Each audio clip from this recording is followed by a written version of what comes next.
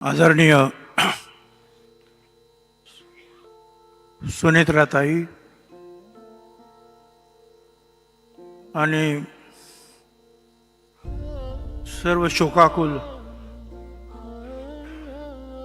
बांधवांनो, भगिनी आणि माता,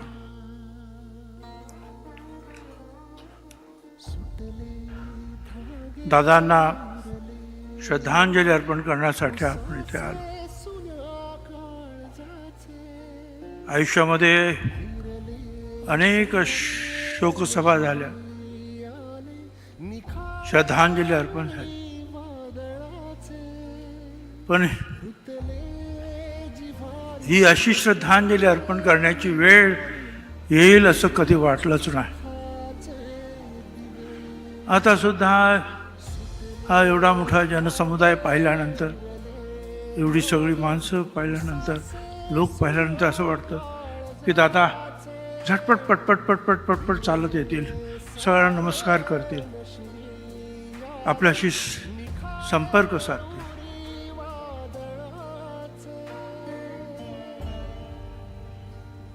अनेक महाराष्ट्रातली नररत्न जे आहेत अशी गेले.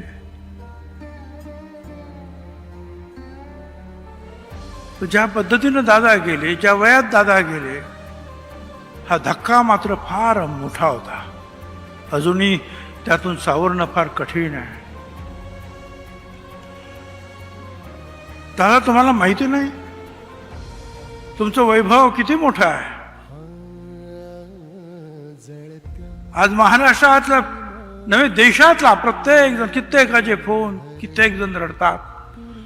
आणि इथे सुद्धा आपण पाहिलं, दादा तुम्हाला भेटण्यासाठी आले आहेत. राज्यपाल महोदय आले, मुख्यमंत्री आले, उपमुख्यमंत्री शिंदे साहेब आले, गडकरी साहेब आले, भूषणजी गवई साहेब आले, किती किती उद्योगपती आले, कलाकार आले, मंत्री आले, सगळे आले. सगळे दादा, हे तुमचं वैभव आहे.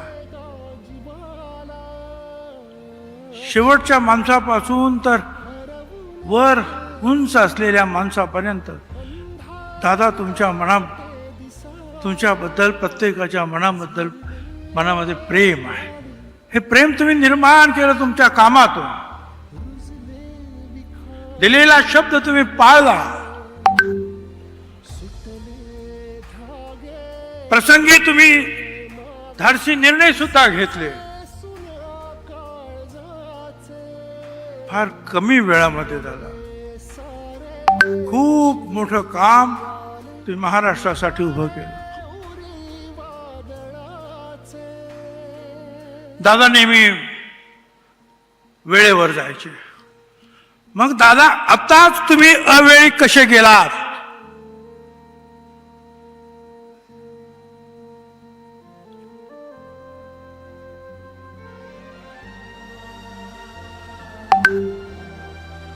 दादा होते त्यावेळेला दादाचं मोठेपण कदाचित दिसत नव्हतं. सकाळी म्हटलं एका ठिकाणी एक आधार वटवृक्ष असतो, त्याच्या सावलीमध्ये कित्येक लोक उभे असतात, गोर गरीब, पाऊस पडला तर श्रीमंत सुद्धा.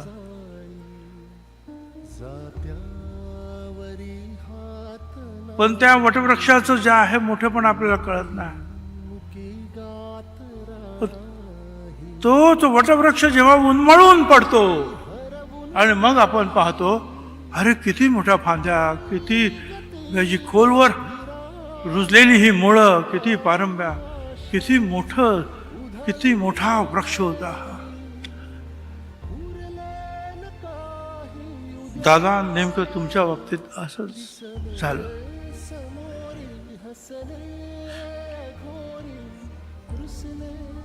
आता सहवास नाही.